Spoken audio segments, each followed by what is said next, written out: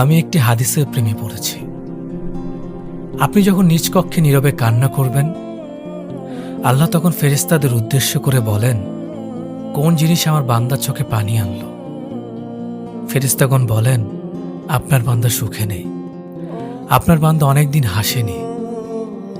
এই বলে ফেরেশতাগণ কান্না করতে থাকেন এবং আল্লাহকে বলেন, হে আমার রব, আপনি জানেন আপনার এই বান্দার হৃদয়ে কি রয়েছে, অতএব আপনি তার জন্য সবকিছু সহজ করে দিন।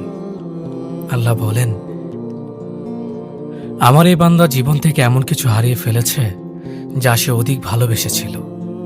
অতএব আল্লাহ বলেন, আমি শপথ করছি, আমার এই বান্দা তার জীবন থেকে যা হারিয়েছে তার চেয়ে উত্তম জিনিস আমি তার জীবনে এনে দেব, যা দেখে দুনিয়া ও আখিরাতের সবাই বিস্মিত হবে।